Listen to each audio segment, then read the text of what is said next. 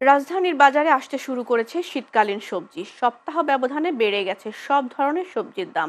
এছাড়া চাল ডাল আগের বাড়তি দামে বিক্রি হলেও মাছের বাজারে দাম কিছুটা কমেছে। সকালে রাজধানীর রামপুরা ও কারণ বাজার সহ বেশ কয়েকটি বাজার ঘুরে এমন চিত্র দেখা গেছে। রাজধানীর বাজারে স্থিতিশীল হয়ে উঠেছে সবজির বাজার। এছাড়া বিক্রেতা উৎপাদন ও পরিবহনের অজুহাতে বেড়েছে সবজির দাম। বিক্রেতারা আরও বলেছেন, দেশের সার্বিক পরিস্থিতির কারণে আমদানিতে ব্যাঘাত ঘটেছে সরবরাহ ব্যবস্থায়। খুচরা ব্যবসায়ীরা বলেন, পাইকারি পর্যায়ে পেঁয়াজের দাম বেড়ে যাওয়ায় খুচরা বাজারে বেশি দামে বিক্রি হচ্ছে পেঁয়াজ। গত সপ্তাহে 85 টাকায় বিক্রি হলেও তা এক সপ্তাহে 110 থেকে 115 টাকায় বিক্রি হচ্ছে। এদিকে ব্রয়লার মুরগি ও সোনালী মুরগির দাম কেজিতে 20 থেকে 30 টাকা বেড়ে বিক্রি হচ্ছে।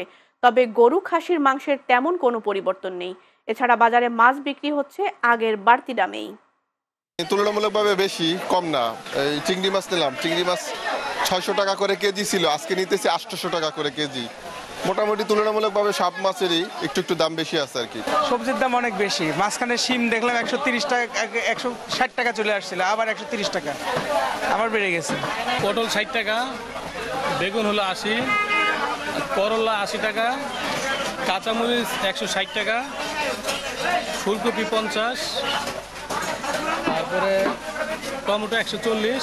চিংড়ি আজকে এটা হচ্ছে আপনার 600 টাকা, নারকেল 250 টাকা, ইলিশ হচ্ছে 650 টাকা, পোয়া 400 টাকা, পাবদা 350, কাইকা 400, সুরমা 350।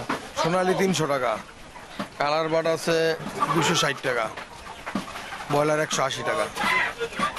হালকা বাড়তি বাজার, এই 10-20 টাকার মতো। চাল ডালের রেট ঠিক আছে, আপনার দেশি ডালের রেটটা একটু বেশি।